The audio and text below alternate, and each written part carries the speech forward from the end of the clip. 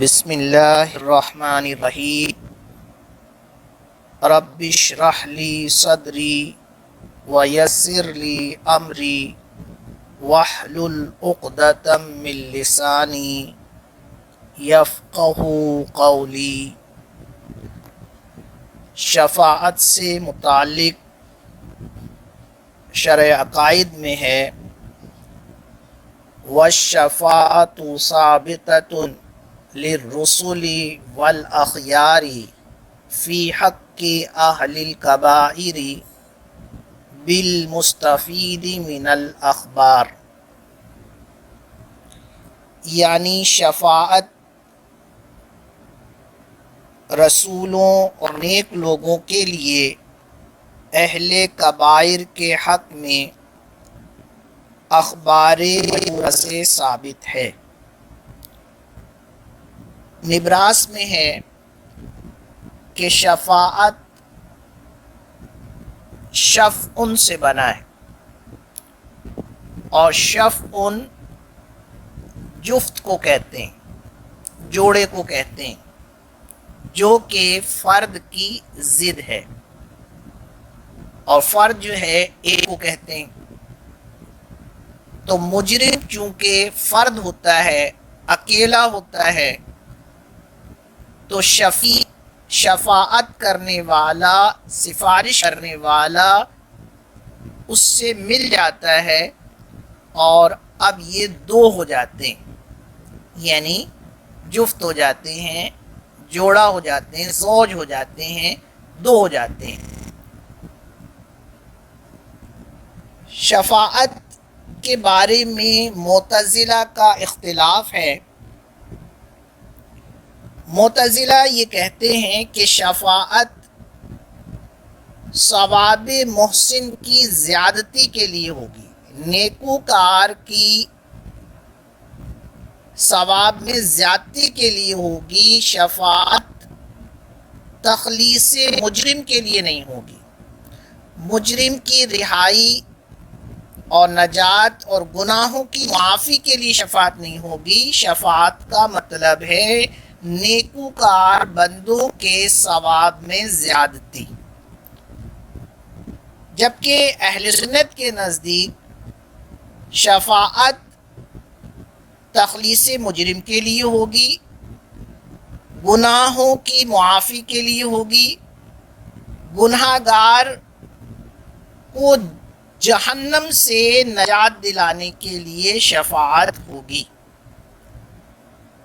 شارح کہتے ہیں کہ یہ اختلاف ایک دوسرے اختلاف پر مبنی ہے۔ کہتے ہیں ھذا مبنی علی ما سبق من جواز العفو والمغفرۃ بدون الشفاعۃ فبالشفاعۃ اولی، یعنی یہ بات پہلے گزر چکی ہے کہ عفو اور مغفرت کا جواز بغیر شفاعت کے ہے۔ ہمارے نزدیک بغیر شفاعت بھی مغفرت اور معافی کا جواز ہے، تو شفاعت کے ذریعے تو بدرجہ اولا ہوگا، کیونکہ رب کریم ارشاد فرماتا ہے کہ وہ شرک اور کفر کو نہیں بخشے گا، اور شرک اور کفر کے علاوہ جو گناہ ہیں وہ جس گناہ کو چاہے گا اسے بخش دے گا۔ ان اللہ لا یغفر ان یشرک بہ ویغفر ما دون ذلک لمن یشاء، یعنی اللہ تعالیٰ جو ہے کفر کی مغفرت نہیں فرمائے گا، اسے نہیں بخشے گا، اس کی معافی نہیں ہوگی، اس کے علاوہ جس کے لیے بھی اللہ تعالیٰ چاہے گا گناہوں کو معاف فرما دے گا۔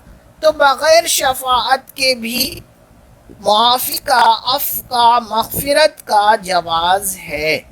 تو ہمارے نزدیک جب بغیر شفاعت کے مغفرت ہو سکتی ہے تو شفاعت سے بدرجہ اولا ہوگی۔ وَعِندَهُمْ لَمَّا لَمْ يَجُزْ لَمْ تَجُزْ، اور معتزلہ کے نزدیک جب مغفرت جو ہے بغیر شفاعت کے نہیں ہو سکتی تو وہ شفاعت کے ساتھ بھی نہیں ہو سکتی۔ شارح نے اہل سنت کی طرف سے 2 دلیلیں آیات کی صورت میں اور ایک حدیث کی صورت میں دی ہیں۔ اہل سنت کی شفاعت کے ثبوت پر پہلی دلیل یہ ہے، رب کریم ارشاد فرماتا ہے وَاسْتَغْفِرْ لِذَنبِكَ وَلِلْمُؤْمِنِينَ وَالْمُؤْمِنَاتِ۔ حضور سیدی اعلیٰ حضرت رضی اللہ تعالی عنہ نے اس کا ترجمہ فرمایا، اور اے محبوب اپنے خاصوں اور عام مسلمان مردوں اور عورتوں کے گناہوں کی معافی مانگو۔ اب یہ گناہوں کی معافی کا جو حکم دیا گیا ہے یہی شفاعت ہے، کہ رب کریم فرما رہا ہے کہ گناہگار مرد اور عورتوں کے گناہوں کی معافی مانگو، اسی کا نام شفاعت ہے۔ دوسری دلیل رب کریم ارشاد فرماتا ہے فَمَا تَنْفَعُهُمْ شَفَاعَةُ الشَّافِعِينَ، فَمَا تَنْفَعُهُمْ شَفَاعَةُ الشَّافِعِينَ، تو انہیں سفارشیوں کی سفارش کام نہ دے گی، یعنی کافروں کو شفاعت کرنے والوں کی شفاعت جو ہے نفع نہیں دے گی، فائدہ نہیں دے گی، ان کے کام نہیں آئے گی۔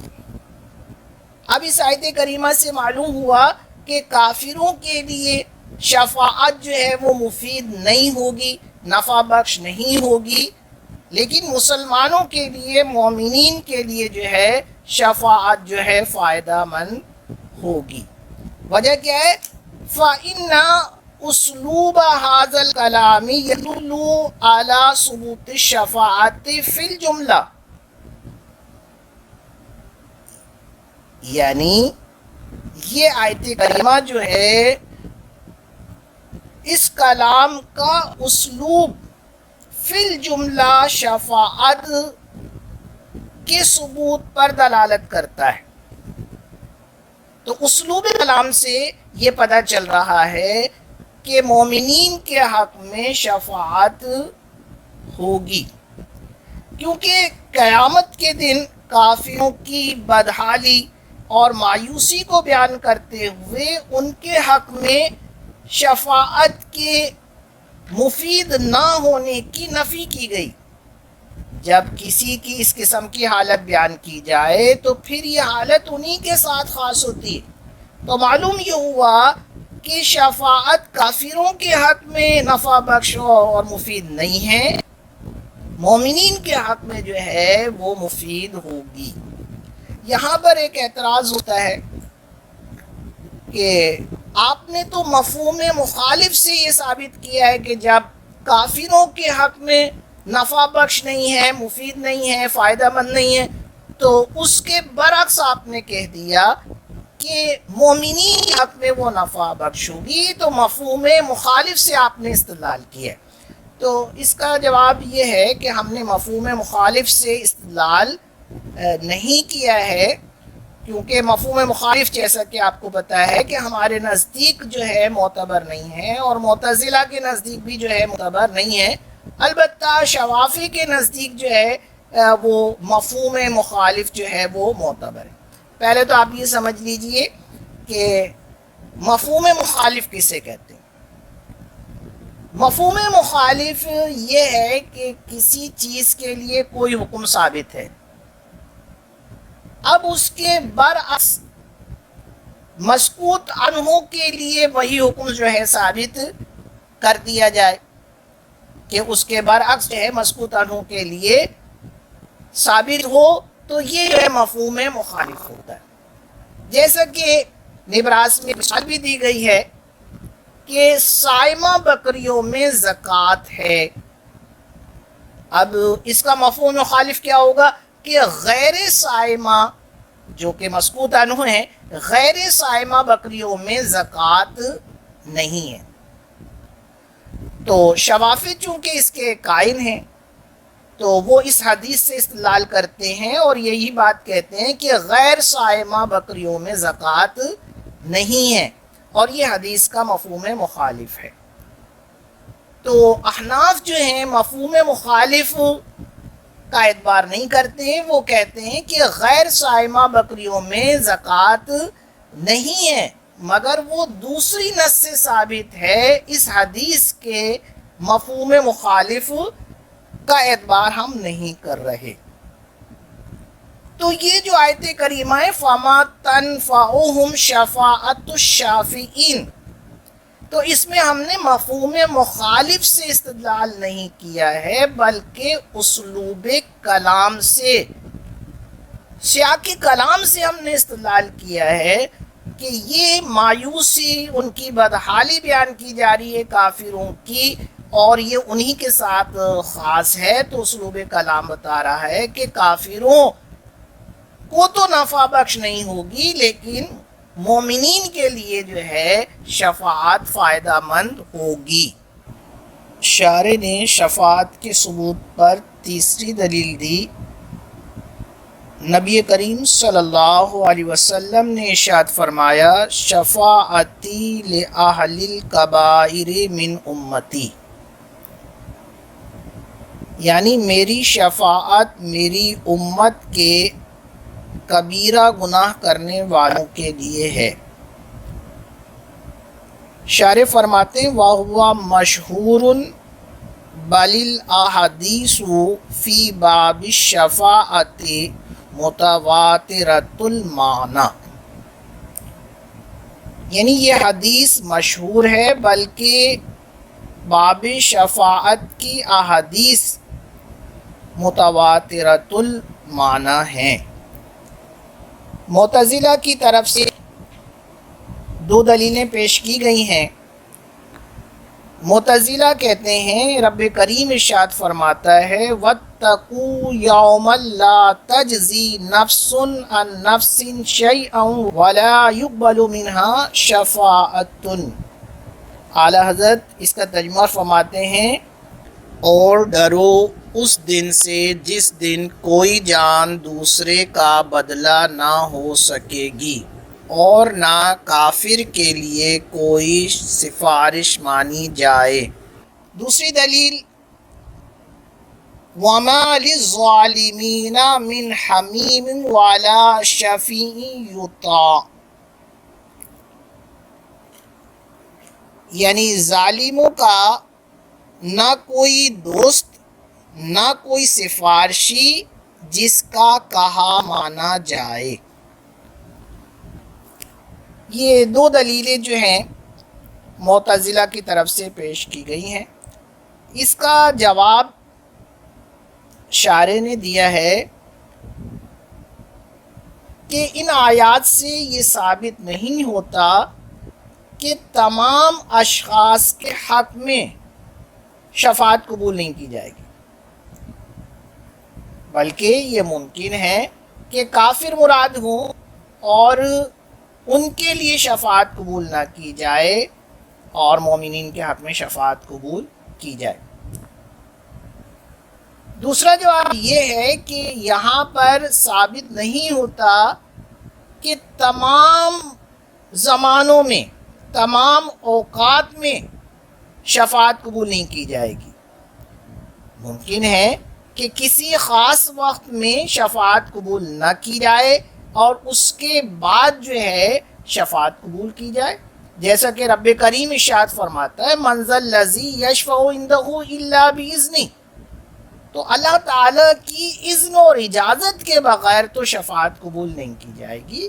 جب رب کریم اذن فرمائے گا تو شفاعت جو ہے قبول کی جائے گی۔ تو بہت ممکن ہے کہ کسی خاص وقت کے لیے ہو کہ جس میں شفاعت نہ ہو، دوسرے وقت میں شفاعت جو ہے قبول کی جائے۔ اسی طرح ان آیات میں یہ بھی کہیں پر دلالت موجود نہیں ہے، ثابت نہیں ہوتا کہ تمام احوال میں ہر حالت میں جو ہے شفاعت قبول نہیں کی جائے گی، یہ ممکن ہے کہ کسی خاص حالت میں شفاعت قبول نہ کی جائے اور دوسری حالت میں شفاعت قبول کی جائے۔ اب ان تمام باتوں کو ایک طرف رہنے دیجیے۔ جن احادیث سے اور جن آیات سے یہ ثابت ہے کہ مومنین کے حق میں شفاعت ہوگی، تو آپ نے جو آیت پیش کی ہے اور ان دونوں میں تطبیق کی یہی صورت ہے کہ یہ کہا جائے کہ جن آیات و احادیث سے ثبوت ہے کہ شفاعت ہوگی وہ مسلمانوں کے لیے ہے، مومنین کے لیے ہے، اور جو آپ نے آیتیں پیش کی ہیں جس سے یہ ہے کہ شفاعت نہیں ہوگی، شفاعت قبول نہیں کی جائے گی، تو اس کا تعلق کفار سے ہے، اس کا تعلق جو ہے وہ کافروں سے ہے۔ تو اب دونوں آیت میں تطبیق ہو گئی، کسی قسم کا تعارض جو ہے وہ باقی نہ رہا۔ یہ جو معتزلہ نے کہا ہے کہ شفاعت کا مطلب نیکوکار کے ثواب میں زیادتی ہے اور گناہوں کی معافی جو ہے شفاعت نہیں ہے، تو اس کا جواب شارح نے دیا فَلِأَنَّ النُّصُوصَ دَالَّةٌ عَلَى الشَّفَاعَةِ بِمَعْنَى طَلَبِ الْعَفْوِ مِنَ الْجِنَایَةِ،